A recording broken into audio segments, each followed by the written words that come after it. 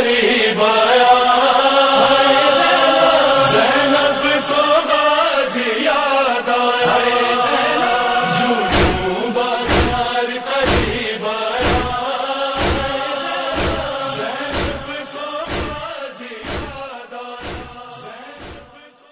اما بعد، قال الحکیم فی قرآن الکریم، بسم اللہ الرحمن الرحیم، وجعلناہم ائمۃ یہدون بامرنا واوحینا الیہم فعل الخیرات واقام الصلاۃ وایتاء الزکاۃ وکانوا لنا عابدین۔ صلوات۔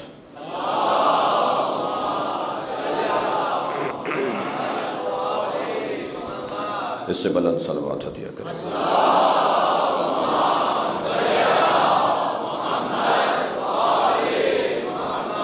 سورہ مبارکہ الانبیاء کی 73ویں آیت جو میں نے آپ کے سامنے پڑھی ہے، اللہ اپنے اس کلام میں فلسفہ امامت کو، مقصد امامت کو بیان کر رہا ہے۔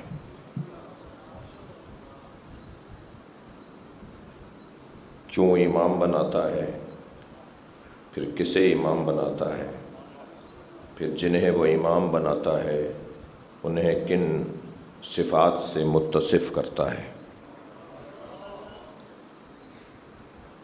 ہمارے بنیادی عقائد میں عقیدہ امامت ہمارا وہ عقیدہ ہے جو ہمیں ممتاز بناتا ہے، جو ہمیں بھیڑ میں سے نکال کر امتیاز عطا کرتا ہے، بلکہ میں یوں کہوں کہ جو ہمیں عزت عطا کرتا ہے۔ یہ عقیدہ ہمارے اعزازات اور افتخارات میں سے ہے۔ پھر وہ جنہیں امام بناتا ہے انہیں کچھ صفات سے متصف کرتا ہے، اور پھر کچھ ان کی سیرت کو اس انداز سے اللہ بیان کرے گا کہ ان کی کچھ نشانیاں بھی ہیں، ان کا کچھ انداز زندگی بھی ہے، ان کی کوئی روش بھی ہے۔ اس آیت کریمہ میں، جسے میں نے ایک دفعہ پھر آپ کے سامنے تلاوت کیا ہے، اس میں ارشاد ہے کہ وَجَعَلْنَاهُمْ أَئِمَّةً يَهْدُونَ بِأَمْرِنَا، اور ہم نے انہیں امام بنایا ہے۔ کام اللہ کا ہے، اور جس کا کام ہو اسی کو سجتا ہے۔ اگر آپ کا کام میں اور میرا کام آپ کرنے لگیں تو بات بگڑ جائے گی، اور بگڑے گی تو شاید فساد بھی ہو جائے، اور فساد شاید کسی سخت ماحول کی طرف بھی لے جائے۔ تو بہتر یہ ہے کہ جس کا جو کام ہے وہی کرے۔ اللہ نے ہدایت کی ذمہ داری اپنے اوپر لی ہے۔ اِنَّ عَلَيْنَا لَلْہُدَىٰ، ہدایت میں دوں گا، ہادی میں ہوں۔ اس نے جب قرآن میں قاعدہ قانون بیان کر دیا کہ اِنَّ عَلَيْنَا لَلْہُدَىٰ، ہدایت میرے اوپر ہے، میرا کام ہے، تو بس وہ خود ہادی مطلق ہیں، پھر وہ جسے ہادی بنائے اسے یہ اختیار ہے کہ وہ ہدایت دے، بلکہ وہی ہدایت دے سکتا ہے جسے وہ ہادی بنائے، ورنہ جو اس کی جانب سے ہادی نہیں ہوگا وہ کہیں کہیں یہ کہتا ہوا نظر آئے گا کہ اگر میں ٹیڑھا چل رہا ہوں تو تم مجھے بتا دینا کہ سیدھا رستہ کون سا ہے۔ تو ہدایت دینے والا تو بہت ہی اللہ کی طرف سے، کیونکہ سجا کر بھیجا جاتا ہے، تو اس کے ہاں کوئی بال برابر بھی حرف اور فرق نہیں ہے جی۔ وہ پڑھا کر بھیجے گا انہیں، وہ انہیں سجا کر بھیجے گا، وہ انہیں سنوار کر بھیجے گا۔ اگر میں اس مجلس کو ہی لے لیں، میرے بھائی ابھی احمد سلام پڑھ رہے تھے، تو جب ہم کوئی کسی مجمع میں کسی جگہ کچھ کہنے آ رہے ہیں، خطاب کرنے آ رہے ہیں، کچھ پڑھنے آ رہے ہیں، تو تیاری کر کے آئیں گے نا، سجا کر آئیں گے، سج کر آئیں گے، اپنے پیغامات کو سجا کر لائیں گے نا۔ تو کام اگر یہ ہے تو پھر وہ کام بھی پھر اچھا، پھر ہمارے ہاں تو پھر بھی خطا ہو سکتی ہے کہ صاحب آئے تو ایسے تھے مگر بات بہت مضبوط نہیں کر پائے، لیکن بات اللہ کی کر رہا ہوں میں۔ اللہ جو کام کرتا ہے اس کے تو ایک من اور واو پر شک کرنے والا مسلمان نہیں رہتا. اس کے کام اتنے مضبوط ہیں, اسی کے تو کام ہیں. ہم نے تو سوچ لیا ہے کہ ہم نے کچھ کر لیا, ہمارا گمان ہے کہ ہم نے کچھ کر لیا. میں لفظ ذرا سجا کر کہوں کہ میں ہوں, توجہ, میں ہوں, اس پر مجھے شک کرنا چاہیے, مگر حسین ہیں اس پر مجھے یقین رکھنا چاہیے. کیونکہ اللہ کی طرف سے بنا کر بھیجے گئے ہیں, کیونکہ اللہ کی طرف سے سجا کر بھیجے گئے ہیں. تو جب اللہ کام کرے گا تو سجا کر کرے گا. اللہ کا کام پھر اللہ کا کام ہے, اس کے کاموں میں کوئی رخنہ نہیں ڈال سکتا. لہٰذا نبی فرمائیں گے علمنی ربی ثم ارسلنی, اللہ نے مجھے پہلے علم دیا ہے پھر مجھے بھیجا ہے. یہ پہلے علم لیتے ہیں پھر دنیا میں آتے ہیں, یہ وہاں سے پڑھ کر دنیا میں آتے ہیں, یہ وہاں سے پڑھ کر دنیا میں آتے ہیں. اب ہمارے ہاں تو جیسے پیدا ہوئے ایسے ہی رہ گئے تو اسے امی کہتے ہیں.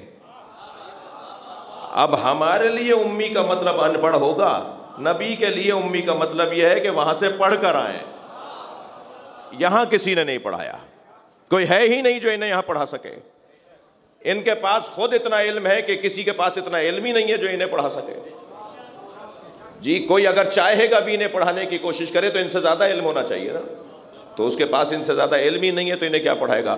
میں تو نبی کی بات کر رہا ہوں. مولا علی نے دعویٰ کیا ہے من علمنی حرفا فقط سیرنی عبدا, جس نے مجھے ایک حرف پڑھایا اس نے مجھے اپنا غلام بنا لیا. علی اعلان کر رہے ہیں ایک حرف تو پڑھا کر دکھاؤ, میں غلام بننے کو تیار.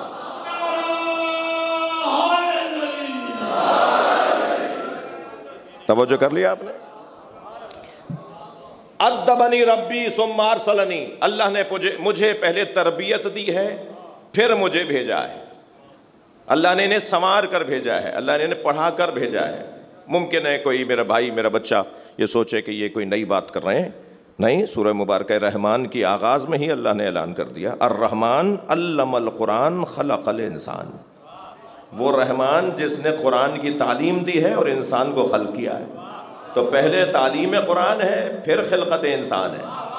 یہ میری اور آپ کی خلقت کی بات نہیں ہو رہی, جسے تعلیم قرآن دی ہے اس انسان کی بات ہو رہی ہے, اسے محمد اور علی کہتے ہیں. یہ وہاں سے پڑھ کر آئیں. ایک صلوات اور ہدیہ کریں. بشیر یہ ہٹا دیں. نعرہ تکبیر, نعرہ رسالت, نعرہ حیدری, حدیث صلوات.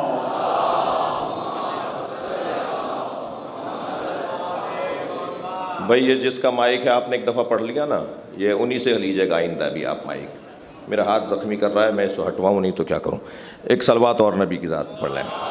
اللہم صلی علی محمد وآل محمد. نہیں صلوات پڑھ رہے ہیں بھائی, صلوات پڑھیں. اللہم صلی علی محمد وآل محمد. بات بڑھے آگے. یہ وہاں سے پڑھ کر آئے ہیں, یہ وہاں سے تربیت لے کر آئے ہیں. میرے مولا نبی اور مولا علی کا پیار تو آپ کو پتہ ہے. فرماتے ہیں یا علی زینک اللہ فی الدنیا بالزہد فی الدنیا وحب المساکین. یا علی اللہ نے تمہیں دو چیزوں سے سجا کر بھیجا ہے. تھوڑا گردن ہلاؤ بھائی. یا علی زینک اللہ فی الزہد فی الدنیا بالزہد فی الدنیا وحب المساکین. تمہیں دو چیزوں سے اللہ نے سجا کر بھیجا ہے. ایک تم دنیا میں زاہد ہو, دوسرے تم مسکینوں سے پیار کرتے ہو. تمہارا پیار ہے مسکینوں کے ساتھ, فقیروں کے ساتھ تمہارا پیار ہے. حضرت مالک اشتر مولا علی کے زمیندار صحابہ کرام میں سے تھے, حیثیت والے اور دنیا والے, یعنی جن کے پاس دنیا کا مال بہت تھا. مالک اشتر فرماتے ہیں علی کا مسکینوں سے پیار اتنا تھا کہ کبھی کبھی میں سوچتا تھا کاش میں بھی مسکین ہوتا.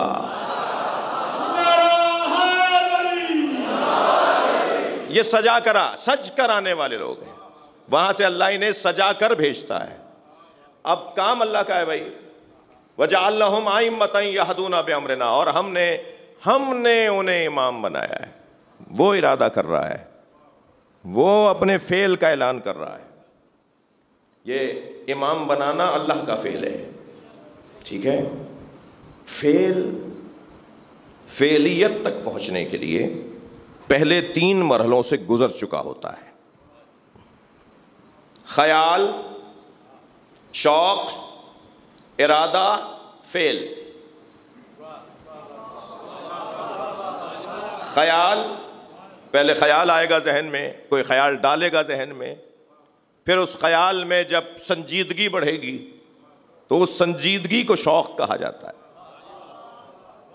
جب شوق شدید ہو جائے گا تو شوق مجبور کرے گا ارادہ کا، تو شوق سے منزل بڑھے گی اور ارادے تک آئے گی، اور جب ارادہ پکا ہو جائے گا تو فعل انجام پائے گا. اس وقت آپ مجلس میں آئے بیٹھے ہیں، بغیر ان 3 مرحلوں کے یہ فعل انجام نہیں پا رہا. میں اس وقت ممبر پہ بیٹھا ہوں، بغیر ان 3 مرحلوں کے یہ فعل انجام نہیں ہوا. پہلے خیال، اسی لیے کہتے ہیں کہ خیال اچھا ڈالو اور اچھا لو، اور خبردار اپنے بچوں کو وہاں مت بھیجو جہاں خیال نہیں، بد خیالی ہے. جتنا ان کے ذہن میں بد خیالیاں آئیں گی، برے خیالات آئیں گے، یہ ہو سکتا ہے کہ اس میں سنجیدہ ہو جائیں اور وہ خیال انہیں شوق تک لے جائے، اور جب شوق شدید ہوگا تو پھر ارادے تک آ جائیں، اور ارادہ شدید ہو جائے گا تو خود بخود فعل انجام پائے گا. خیال پہلا مرحلہ ہے. ان مجلسوں کا ایک نتیجہ یہ ہے کہ یہ مجلسیں خیال ہی وہ دیتی ہیں کہ جس کے فعل کو جنت کہتے ہیں. بھائی توجہ چاہوں گا، ان مجلسوں کا ایک نتیجہ یہ ہے کہ یہ مجلسیں جو خیال دیتی ہیں، بتا دوں کیا خیال دیتی ہیں، بچوں کو بتا دوں، یہ مجلسیں جو خیال دیتی ہیں نا، اس خیال کو علی کہتے ہیں. اور جب اس خیال میں پختگی آ جاتی ہے تو شوق بڑھتا ہے، اور جب شوق بڑھتا ہے تو ارادہ بڑھتا ہے، اور جب ارادہ بڑھ جائے تو پھر مجلس کا نتیجہ نکلتا ہے.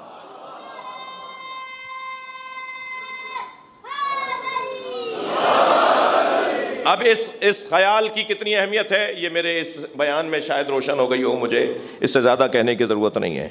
اچھے خیالات ذہن میں ڈالنا اور اچھے تصورات، جسے منطق کی زبان میں تصور کہتے ہیں. میں ممبر کی زبان کو ذرا ان بچوں کی خاطر ذرا آسان کیا ہے، ورنہ یہ اس جگہ پر منطق میں تصور کہتے ہیں.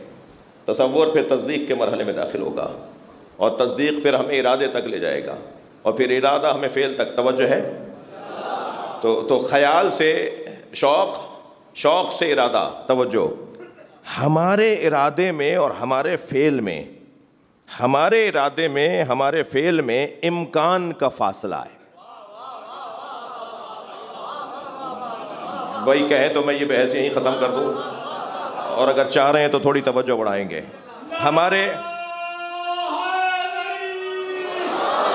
ہمارے ارادے میں اور ہمارے فعل میں امکان کا فاصلہ ہے. ہم نے ارادہ تو کر لیا کہ فلاں فعل انجام دیں، مگر وہ ممکن نہیں تھا. مثلا اس مجلس کی میں نے مثال دی ہے، ہم نے ارادہ کیا کہ مجلس میں چلیں، تو ارادہ ہے مجلس میں جانے کا. اس فعل تک پہنچنے میں سواری نہیں ملی، جن صاحب نے کہا تھا میں لینے آؤں گا ساتھ چلیں گے، وہ نہیں آ سکے. مثلا رستے میں کوئی ٹیلی فون، کوئی رابطہ ہو گیا کہ جی فلاں جگہ جانا ضروری ہے تو وہاں چلے گئے. کوئی اور 50 باتیں. تو ہمارے ارادے میں اور ہمارے فعل کے درمیان امکان کا فاصلہ ہے. میں قومیات کے لوگوں کو بھی مجلس میں دیکھ رہا ہوں، جو قومی خدمت گزار شخصیات ہیں وہ بھی مجلس میں تشریف فرما ہیں. جب کوئی قومی مسئلہ سامنے آتا ہے، ملکی مسئلہ کوئی سامنے آتا ہے، تو بڑے اچھے اچھے مشورے ہمیں دیے جا رہے ہوتے ہیں کہ ایسا کر لیجئے، ویسا کر لیجئے. تو ضروری نہیں ہے کہ جو مشورہ دیا جا رہا ہو وہ ممکن بھی ہو.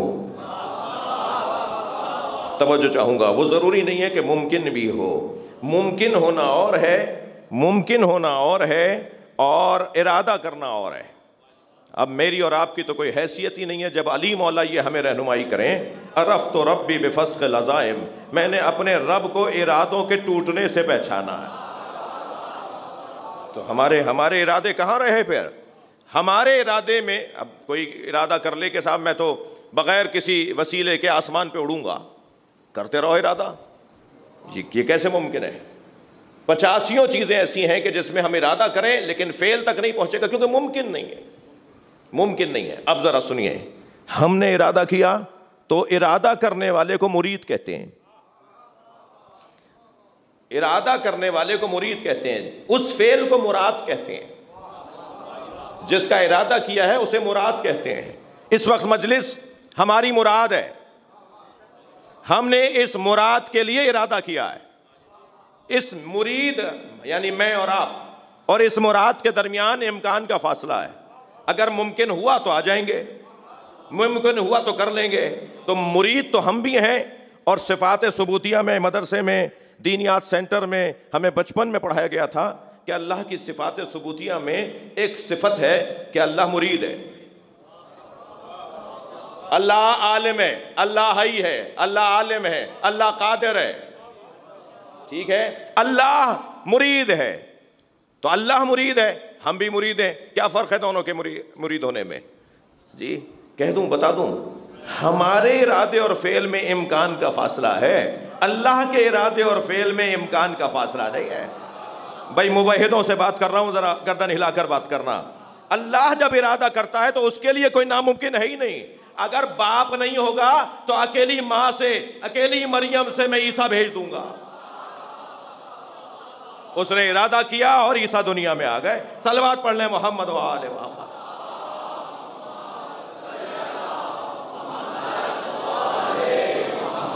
بڑی عنایت آپ کی توجہات میرے ساتھ ہیں۔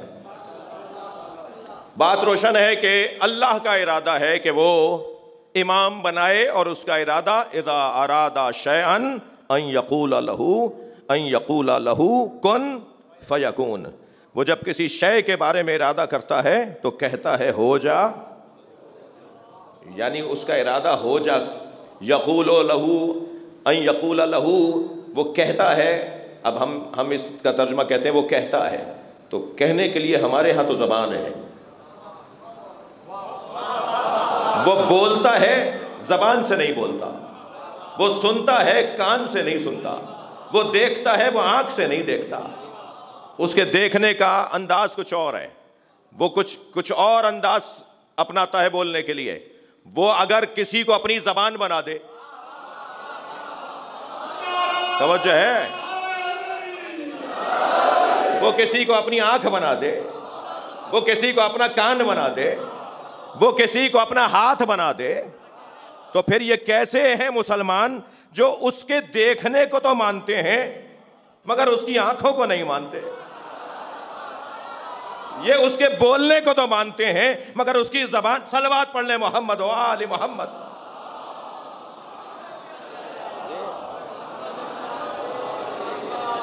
بات بہت روشن ہے عزیزان گرامی۔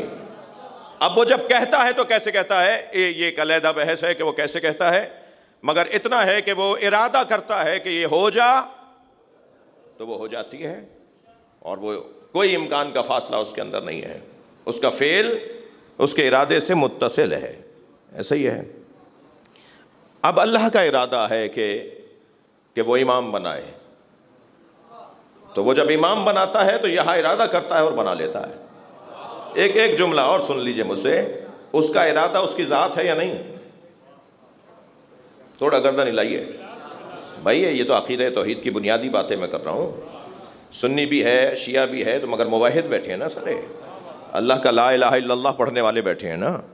اس کا ارادہ اس کی ذات سے علیحدہ نہیں ہے، لہٰذا یہ بحث ہی بڑی خطرناک ہو جائے گی کہ جب وہ ارادہ کرتا ہے تو اس کا ارادہ اس کی ذات کے ساتھ جڑا ہوا ہے، تو اس کی ذات سے جو جلوہ پھوٹتا ہے، بھائی میں سوچ کے بولنے کا عادی ہوں، میں وہ بولوں گا جو سنبھال بھی سکوں۔ صلوات پڑھ لیں ذرا نبی کے ساتھ۔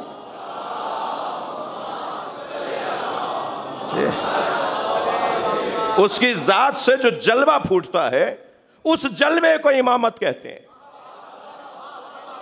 میری بحث کے اندر اس کے جلوے کو امامت کہتے ہیں، اس کی تجلی کو امامت کہتے ہیں۔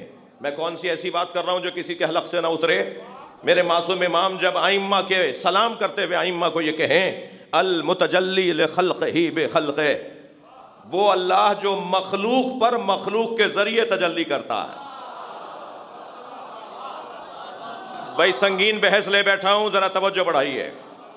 وہ اللہ المتجلی لخلقہ بخلقہ، وہ اللہ جو مخلوق پر مخلوق کے ذریعے تجلی کرتا ہے. جن پر اللہ کی تجلی ہوتی ہے ہم ہیں، جن کے ذریعے وہ تجلی کرتا ہے وہ علی ہے.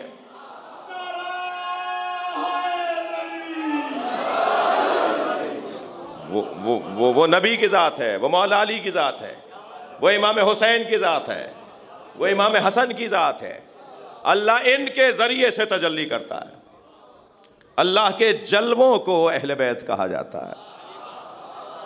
تھک رہے ہیں آپ، میں کیا کروں. اللہ کی تجلی کو اہل بیت کہا جاتا ہے. یاد رہے، میں کیوں بار بار اپنی تسلی کے لیے یہ کہہ رہا ہوں، میرا مجمع بہت سمجھدار ہے، میرا مجمع بہت پڑھا لکھا ہے.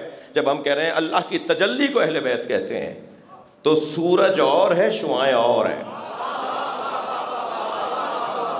شعاعیں سورج نہیں ہے، سورج کی ذات نور ہے، اور نور سے جو نور صادر ہو رہا ہے وہ شعاعیں ہیں. یاد رہے کہ سورج اور ہے، شعاعیں اور ہیں. یہ سورج نہیں ہے مگر سورج سے جدا بھی نہیں ہے. صلوات پر محمد و آل محمد پر.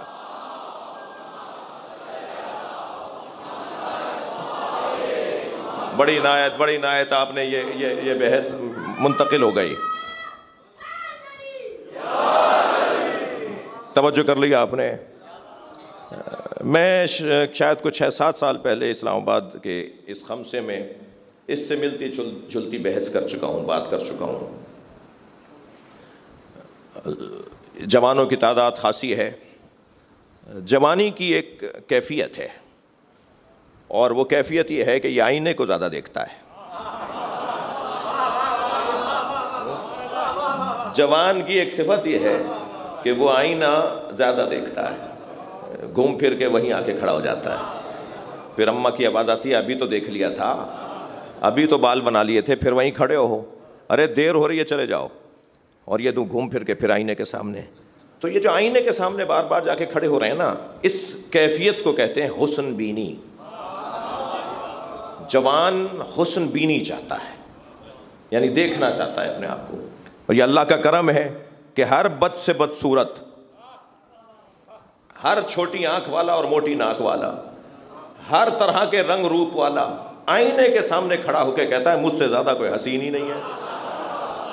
سب کو مطمئن رکھا ہے اس نے، سب کو مطمئن رکھا ہے اللہ نے. ہر آدمی اپنے آپ کو کہتا ہے مجھ سے زیادہ کوئی خوبصورت ہی نہیں ہے. اور یہ جو حسن بینی کر رہا ہوتا ہے تو اس پہ ہی اکتفا نہیں کرتا کہ بھائی بس کرو، ختم ہو گئی بات. نہیں، ابھی تو بات شروع ہوئی ہے. یہ چاہتا ہے لوگ بھی اسے دیکھیں. لہٰذا کبھی یہ بالوں کو ایسے بنائے گا، کبھی آدھے پورے کپڑے پہنے گا، کبھی یہ موٹر سائیکل ایک پہیے پہ چلائے گا، کبھی یہ گاڑی ایسے لے کے چلے گا روڈ پہ کہ کوئی دیکھے تو صحیح کہ چلا کون رہا ہے. تو یہ بھی تو یہی چاہتے ہیں کہ کوئی دیکھ لے ہمیں کہ ہم کون ہیں. یہ جو جوانی ہے نا، یہ حسن بینی بھی، اور پھر حسن بینی کے بعد حسن آرائی بھی چاہتا ہے. یہ حسن بینی چاہتا ہے، پھر حسن آرائی چاہتا ہے.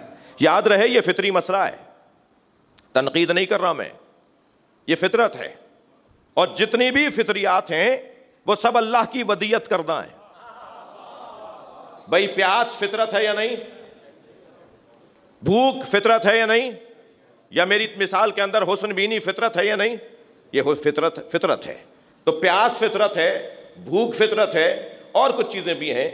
یہ حسن بینی فطرت ہے. تو کیا حسن بینی کے بعد حسن آرائی میں اس بات کا خیال نہ رکھا جائے کہ کسی کو نقصان نہ ہو جائے؟ جی، پیاس فطرت ہے نا، تو پھر جو چاہیں پی لیں. بھوک فطرت ہے نا، ہر چیز کھا لیں.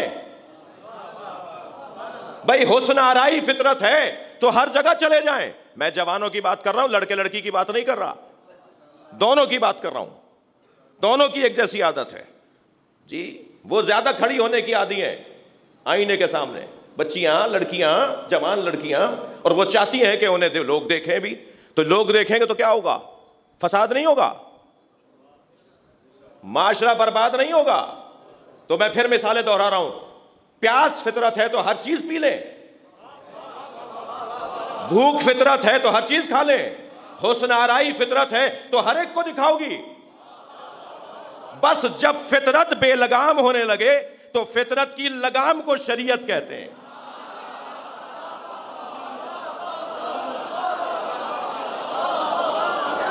خبردار دے نعرہ تکبیر، نعرہ رسالت، کل ایمان نعرہ حیدری، صلوات۔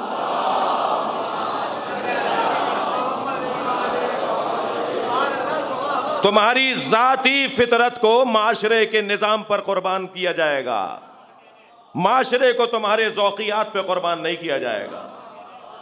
توجہ چاہوں گا، معاشرہ قربان نہیں ہوگا تمہارے شوق پر، معاشرہ برباد نہیں ہوگا تمہارے ذوق پر۔ مگر میری بحث تو کچھ اور تھی، یہ تو میں نے ضمناً کچھ کہہ دیا۔ بحث یہ تھی کہ حسین حسن بینی بھی چاہتا ہے، حسن آرائی بھی چاہتا ہے۔ میرا اور آپ کا کیا حسن ہے جو ایک چھینٹے سے چلا جائے؟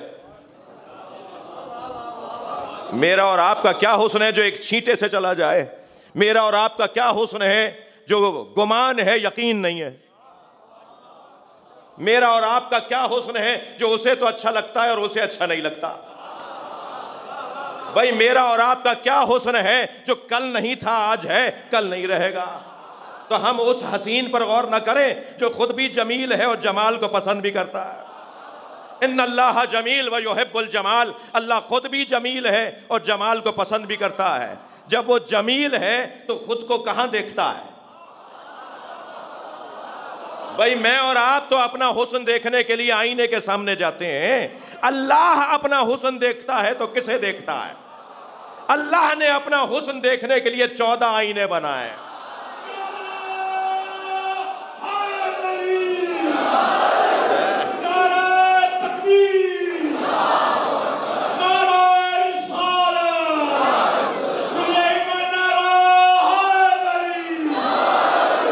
وہ ان 14 میں اپنا حسن دیکھتا ہے اور پھر انہی کے ذریعے اپنا حسن بانٹتا ہے۔ لہذا اگر اللہ کا حسن دیکھنا ہے تو نجف آ جاؤ، اگر اللہ کا حسن دیکھنا ہے تو مدینے آ جاؤ، اگر اللہ کا جمال دیکھنا ہے تو کربلا آ جاؤ۔ آپ ایک کمرے میں چاروں طرف 14 آئینے لگا کے کھڑے ہو جائیں، آپ 14 جگہ نظر آئیں گے مگر آپ ہیں ایک۔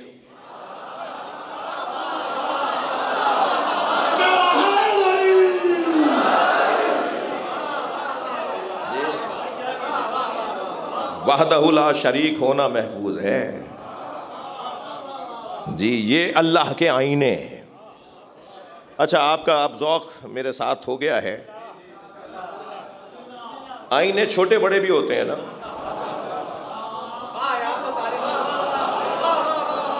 آئینے چھوٹے بڑے بھی ہوتے ہیں مگر تصویر پوری دکھاتے ہیں۔ ایک آئینہ قد آدم ہوتا ہے تو وہ بھی تصویر دکھاتا ہے، اور ایک آئینہ چھوٹا ہوتا ہے وہ بھی تصویر دکھاتا ہے۔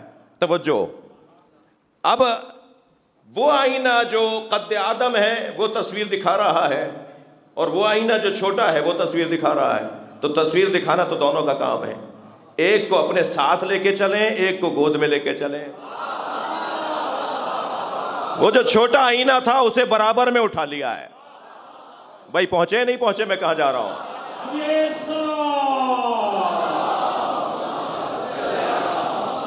مجلسی مجمع ہے، مجھے محنت کم کرنا پڑے، آپ خود سے سوچیں گے مجھے محنت کم کرنا پڑے گی جی۔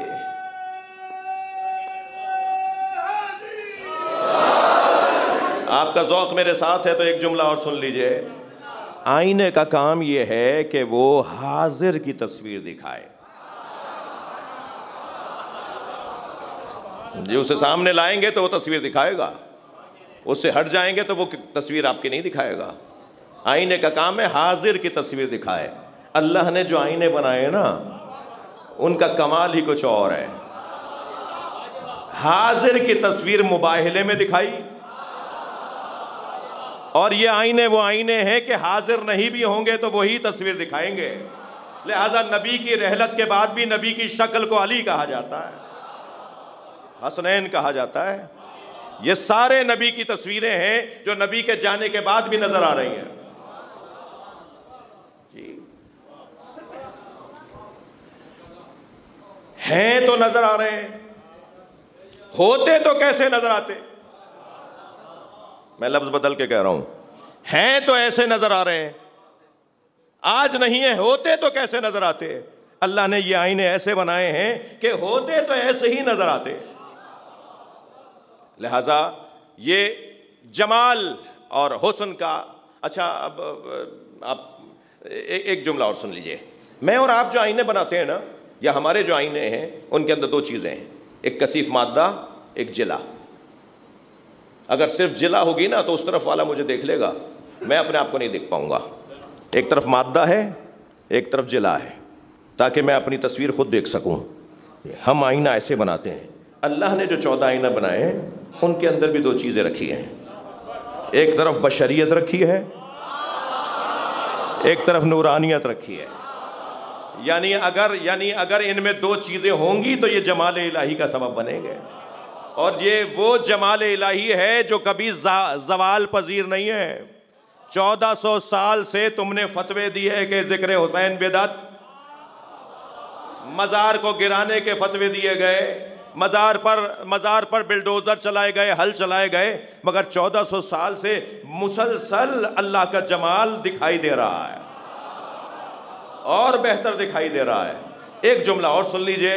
اگر میری آنکھیں اچھی نہیں ہوں گی تو مجھے اپنا چہرہ بھی نظر نہیں آئے گا, تو مجھے اپنے جمال کو دیکھنے کے لیے بھی اپنے آنکھوں کا علاج کروانا ہے. اگر مجھے اللہ کا جمال دیکھنا ہے تو اپنے اندر کی معرفت بڑھانا پڑے گی, تاکہ حسین سمجھ میں آنے لگے, تاکہ اہل بیت ہمیں سمجھ میں آنے لگے. جو لوگ گئے ہیں کربلا وہ میری بات سے متفق ہیں, جو نہیں گئے ان کے لیے دعا گو ہوں کہ اللہ انہیں اس زمین پر لے جائے. جو گئے ہیں انہیں اللہ بار بار لے جائے. وہاں جانے کے بعد ایسا محسوس ہوتا ہے جیسے ہم زمین پر ہیں مگر معراج کی کیفیت. کاروان الحرمین کے جناب موسیٰ رضا صاحب بھی کراچی سے مجلس کرنے کے لیے آئے ہیں. یہ کربلا کی زمین ہی کچھ اور ہے. وہاں جانے کے بعد دل نہیں کرتا. نجف میں ایک خاص ٹھنڈک ہے اور کربلا میں ایک خاص جلال ہے, اور اس جلال کا صاحب عباس علمدار ہے. اس جلال کا صاحب, وہ صاحب جلالت, جلال حیدری کا حامل, وہ روب سروری کا حامل, وہ باب الحسین عباس. میرے محترم سننے والوں, مجھے اور آپ کو اس ذکر کے توسط سے جو اطمینان قلب حاصل ہے اس کا کوئی بدل نہیں ہے. لوگ اس اطمینان قلب کے لیے بڑا خرچہ کرتے ہیں, نہ جانے کہاں کہاں کے سفر کرتے ہیں, کیسے کیسے مشکل علاج کرواتے ہیں, اور ہمارا کچھ نہیں جاتا سوائے اس کے کہ اپنے گھر سے چلے اور فرش عزا پہ آ کے بیٹھ گئے. اور پھر اس مجلس میں جب ذکر مصائب امام حسین ہوتا ہے تو وہ سارے غم جو ہمارے ذہن پہ طاری ہوتے ہیں وہ ایک مرتبہ یہاں چھوڑ کر ہم چلے جاتے ہیں. لہٰذا دنیا میں خودکشی کرنے والوں کی تعداد ان میں کم ہے جو حسین پہ روتے ہیں. جو امام حسین کے عزادار ہیں وہ آپ کو خودکشی کرنے والے نہیں ملیں گے. میں عزاداروں کی بات کر رہا ہوں, سنی شیعہ کی بات نہیں کر رہا. وہ آپ کو کم ملیں گے, اس لیے کہ جب انہیں غم دنیا گھیرنے لگتا ہے تو وہ علم عباس پہ آ جاتے ہیں, علم پکڑ کے ایک نوحہ پڑھ لیتے ہیں. کوئی مجلس نہیں تھی آج پورے اسلام آباد میں مثلاً, تو کوئی بات نہیں, غم تو ابھی آیا ہے نا, تو میں 2 دن بعد فلاں جگہ مجلس کا اشتہار ہے, وہ انتظار کیوں کروں؟ میں فوراً علم حضرت عباس پر جا کر علم کو ہاتھ میں لے کر سکینہ کے چچا کا نوحہ پڑھ لیتا ہوں اور میرا غم ہلکا ہو جاتا ہے۔ مجھے کسی انتہائی قدم اٹھانے کی ضرورت ہی نہیں ہے۔ مجھے اپنا نقصان، اور وہ بھی غیر شرعی نقصان، اور وہ بھی حرام کام کروں، یہ کیسے ممکن ہے؟ عزا خانے میں آ کر، اور پھر اگر کوئی نوحہ خوان مل جائے تو بھائی نوحہ سنا دو،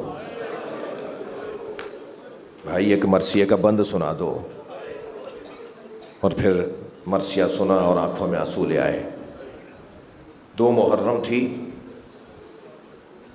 دیبل خزائی امام رضا کی خدمت میں آئے، مولا میں آپ کے جد حسین کا مرثیہ کہہ کے لایا ہوں۔ امام نے فرمایا دیبل ذرا صبر کرو۔ اپنے غلام کو بلا کے فرمایا کرسی لگاؤ، کیا مقام ہے ذاکرین کا، دیبل ذرا صبر کرو۔ غلام سے فرمایا کرسی لگاؤ، پھر ایک غلام سے فرمایا پردہ آویزہ کرو، پھر فرمایا حرم میں جا کے بتاؤ کہ بیویاں آ کے بیٹھ جائیں، میرے جد حسین کا مرثیہ ہو رہا ہے، اجرکم اللہ۔ تمام بیویاں آ کر بیٹھ گئیں پردے کی اس طرف۔ ایک صاحب مجھ سے کہنے لگے آپ کے ہاں خواتین کیوں آتی ہیں مجلسوں میں اور جلوسوں میں؟ ہمارے ائمہ نے تربیت دی ہے، پردے کا خیال ہو، حجاب کا خیال ہو۔ جیسے حج پر آپ جاتے ہیں وہاں حجاب پورا ہوتا ہے، حیا اور حجاب محفوظ رہے، پھر اللہ کے ذکر میں بھی ہم مکے جاتے ہیں، ایسے ہی ذکر حسین میں بھی آئیے، رستے علیحدہ ہوں، حجاب کا خیال ہو۔ تو یہ حکم امام ہے، بیویوں سے کہو کہ آ کے بیٹھ جائیں۔ اب بیوی آ کے بیٹھ گئیں، پھر امام نے اشارہ کیا دیبل اب مرثیہ سناؤ۔ دیبل کرسی پر گئے اور مرثیہ پڑھنا شروع کیا۔ یا فاتی قومی یبنت الخیر فندبی، اے بہترین مخلوق کی بیٹی، اے خیر کے خلق الہی محمد مصطفیٰ کی دختر، اے فاطمہ زہرا، جنت البقیع کو چھوڑ کے کربلا آ جاؤ، اے سیدہ کربلا آ جاؤ۔ کربلا میں آسمان سے چاند اتر رہا ہے، کربلا میں آسمان سے چاند کے ٹکڑے اتر رہے ہیں، کربلا میں آسمان سے ستارے اتر رہے ہیں۔ اے سیدہ کربلا آ جائیے، 2 محرم ہے، دیبل مرثیہ پڑھ رہے ہیں۔ اے سیدہ جنت البقیع چھوڑ کے کربلا آ جائیے، کربلا میں ایک جانب آپ کا پوتا علی اکبر ایڑیاں رگڑ رہا ہے۔ اے سیدہ کربلا میں آپ کے قاسم پہ گھوڑے دوڑائے جا رہے ہیں۔ اے سیدہ کربلا میں آپ کے اون و محمد کو گھوڑوں سے گرایا جا رہا ہے۔ پھر یہ کہتے کہتے فرماتے ہیں اے فاطمہ کربلا میں عباس کے بازو کاٹے جا رہا ہے۔ یہاں تک پڑھنے کے بعد ایک لمحے کا توقف کیا اور کہا اے سیدہ جب کربلا میں ہر جگہ رو لیں تو پھر نشیب کربلا میں آ جائیں، وہاں آپ کا حسین گھوڑے سے گرایا جا رہا ہے۔ یہ کہہ کر دیبل نے گریہ کیا، امام رضا نے گریہ کیا۔ امام کے آنسو اتنے بہ رہے تھے کہ آپ کے ریش مبارک بھی تر ہو گیا تھا۔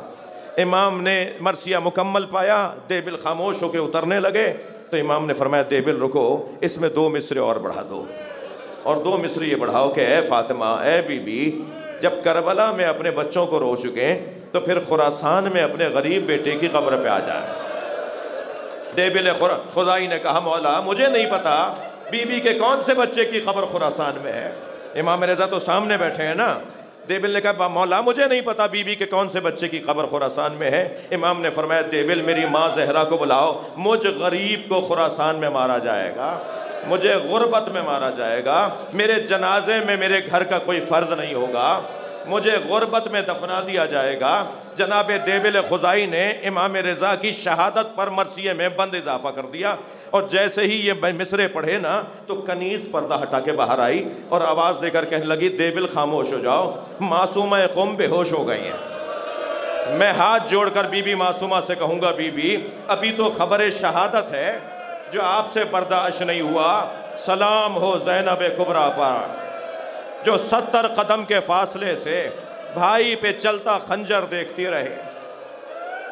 اجرکم اللہ، حق ہے بلند آواز سے گریا۔ جب آپ ایسے روتے ہیں نا ائمہ اہل بیت دعا دیتے ہیں۔ میرے مولا رضا فرماتے ہیں جب میرے جد حسین کا ذکر ہوا کرے تو ایسے رویا کرو جیسے جوان کی میت پہ مار ہوتی ہے، جوان بیٹے کی میت پر مارو۔ اجرکم اللہ۔ عزادارو، علی کی بیٹی فریادیں کرتی رہی مگر جناب زینب کی کسی نے بات نہیں سنی، اور مرحلہ یہاں تک آیا کہ حسین کے گلے پہ خنجر چل گیا۔ سخت منزل ہے جس کو بیان کرنے کی کوشش کروں گا۔ جب میرے مولا نے گھوڑے کی پشت کو خالی کر دیا، ذوالجناح سے اتر کر زمین پر آ گئے، میں نے بھی جملہ کہا، زین تو چھوڑ دیا تھا حسین نے مگر زمین تک آنے میں بہت دیر لگی ہے، تیروں پر معلق بدن رہا زہرا کے بچے کا۔ میرے مولا گھوڑے کی پشت سے زمین پر آئے، ادھر پسر سعد نے آواز دی، خبردار خبردار، اب کوئی گھوڑے کو تیر نہ مارے، اب کوئی ذوالجناح کو تیر نہ مارے، اس لیے کہ میں اسے اپنے پاس تبرک کے طور پہ رکھنا چاہتا ہوں۔ میں نے بچپن میں دیکھا ہے نبی اس پہ بیٹھتے تھے، کوئی ذوالجناح کو تیر نہ مارے، میں نے اپنے بچپن میں دیکھا ہے نبی اس پر سواری کیا کرتے تھے، میں اسے تبرک کے طور پہ اپنے پاس رکھوں گا۔ رونا تو اسی کا ہے، تمہیں نبی کی سواری یاد رہی مگر نبی کا سوار یاد نہیں رہا۔ تم نے اسے مار دیا، اسے گرا دیا گھوڑے سے جو نبی کی پشت پہ بیٹھتا تھا، مگر نبی جس گھوڑے کی پشت پہ بیٹھتے تھے اب اسے تیر نہیں مارو گے، اس لیے کہ اسے تبرک کے طور پہ رکھنا ہے۔ سپاہی آگے بڑھے ذوالجناح کو پکڑنے کے لیے، عزادارو، اس نے ایک ایک دو دو سپاہیوں کو جو آتے ہوئے دیکھا تو انہیں زخمی کیا، کسی کو قریب نہیں آنے دیا۔ 80 سپاہیوں کو اس نے زخمی کیا، کسی کے قابو میں نہیں آ رہا تھا۔ ادھر امام حسین کے گرد قاتلوں کا حلقہ تنگ ہو رہا تھا، ادھر پسر سعد چاہ رہا تھا کہ گھوڑے کو کوئی پکڑ کر لے آئے، لیکن جب اس نے سپاہیوں کو زخمی کیا تو پھر پسر سعد کی آواز گئی، کوئی قریب نہ جائے، اسے چھوڑ دو، دیکھو کرتا کیا ہے۔ جب سپاہی پیچھے ہٹے نا تو ذوالجناح نے دائیں بائیں دیکھنا شروع کیا، اسے اندازہ ہوا کہ وہاں سے دور ہو گیا ہے جہاں حسین کو اتارا تھا۔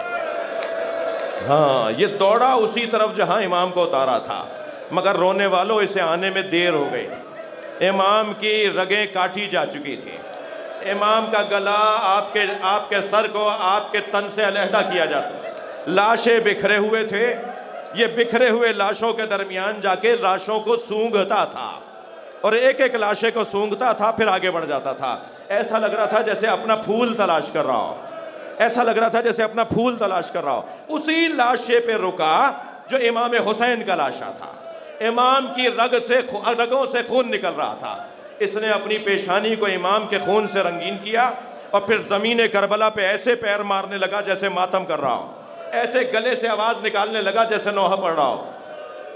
آپ نے بہت سنا ہے کہ بیٹیوں کو باپ سے پیار ہوتا ہے، باپ بھی بیٹیوں سے بڑا پیار کرتے ہیں۔ میں نے کربلا کے میدان میں دیکھا، ذوالجناح جب خیموں کے درمیان گیا تو ڈھونڈ رہا تھا کہ سکینہ کہاں۔ اجرکم اللہ، اجرکم اللہ، اپنی آوازوں کو آزاد کریں گے، 2 منزلیں اور لوں گا، تکلف کر کے نہ روئیں۔ یہ اسی خیمے پر گیا جس خیمے میں سکینہ تھی، اور جب اس نے پیر مارے تو بی بی کو اندازہ ہوا کہ بابا آ گئے، لیکن جب باہر آئیں تو کیا دیکھا کہ بابا نہیں آئے، خالی گھوڑا آیا ہے۔ تو انتہائی وقار کے ساتھ قدم اٹھائے اور گھوڑے کی گردن پہ ہاتھ رکھ کے ایک سوال کیا، یا جواد ابی حل سقیا ابی ام قتل عطشانا، اے میرے بابا کے با وفا گھوڑے، مجھے اتنا بتا دے پانی پلا کر مارا یا میرے بابا کو پیاسا مار دیا۔ گریہ ہو گیا، عزاداروں، مجلس ہو گئی۔ ایک منزل اور آگے آ جائیے، کتنے سخت منظر ہیں جو میں نے ابھی بیان کیے۔ کچھ ہی دیر گزری تھی کہ جناب فضہ دوڑی بھی آئیں اور آ کے جناب زینب سے کہا، آقا زادی زینب دعا کرو یہ قیامت ٹل جائے۔ بی بی زینب نے فرمایا، اماں کیسی قیامت؟ اے زینب، ایک قیامت آنے والی ہے۔ میری بی بی کی آنکھوں میں آنسو تھے، فرمایا، اماں کیا بھائی کی شہادت کے بعد بھی قیامت رہ گئی ہے؟ اب بھی کوئی قیامت باقی رہ گئی ہے؟ کہنے لگی، ہاں، گھوڑوں کی نال بندیاں کی جا رہے ہیں۔ فرمایا، ہاں، گھوڑوں کی نال بندیاں کی جا رہی ہیں۔ جناب زینب نے فرمایا، اماں اس کا کیا مطلب ہے؟ کا اعلان ہوا ہے کہ تازہ فربا تازے سم لگے ہوئے گھوڑے نکال کر لاؤ، حسین کے بدن پہ گھوڑے دوڑائے، حسین کے بدن پہ گھوڑے دوڑائے جائیں گے۔ اب 10 نانجیبوں نے اپنے گھوڑے تیار کیے، تازہ نالے لگے ہوئے گھوڑے تیار ہوئے اور اب مشرق سے گھوڑے دوڑنا شروع ہوئے، مگر وسط میدان میں گھوڑے روک دیے گئے۔ پوچھا اماں خیریت ہے؟ فرمایا حبیب کا لاشا اٹھا رہے ہیں۔ یزیدی سپاہیوں میں کچھ سپاہیوں نے کہا کہ ہم نے حبیب کا نمک کھایا ہے، ہم اپنی آنکھوں کے سامنے اس پہ گھوڑا دوڑتے نہیں دیکھیں گے جس نے ہم پر احسان کیا ہو۔ پھر گھوڑے دوڑے اور روک دیا گیا، پھر زہیر کا لاشا اٹھایا، پھر مسلم ابن اوسجہ کا لاشا اٹھایا۔ عزاداروں میں آپ رونے والوں سے ایک سوال کروں، عزاداروں سے، بار بار جناب زینب کو یہ خیال آتا ہوگا نا، اب کوئی باہر نکل کر کہے گا ہم نے اسے نبی کی دوش پہ دیکھا تھا، ہم نے اسے زبان چساتے ہوئے نبی کو دیکھا تھا، ہم نے اسے نبی کے سینے پر دیکھا تھا، ہم نے اسے نبی کے پشت پہ حالت نماز میں دیکھا تھا۔ کوئی بڑھ کے کہے گا ہم نے ان کے گھر کھانا کھایا تھا، ہم جب مدینے گئے تھے تو انہوں نے اپنے سرائے میں ہمیں ٹھہرایا تھا۔ کوئی تو بڑھ کر کہے گا نا، لیکن سنیں گے مشرق کے گھوڑے مغرب دوڑ گئے، زہرا کے لال کا لاشا پامال ہو گیا۔ جب بہن آئی لاشے پر تو جناب زینب سے لاشا پہچانا نہیں گیا۔ سخت جملہ ہے، امام کی پسلیاں کمر سے نکل رہی تھی، جناب زینب سے بھائی کا لاشا پہچانا نہیں گیا، تو آواز دے کر کہا انت اخی زینب، کیا تم ہی زینب کے بھائی حسین ہو؟ اجرکم اللہ۔ ایک مرتبہ آواز آئی السلام علیک یا ابا عبداللہ، السلام علیک یا ابن رسول اللہ۔ اے حجت خدا، اے اللہ کے ولی، ہماری جانب سے اللہ کی بارگاہ میں حاضر ہو جائے۔ اللہ لعنت اللہ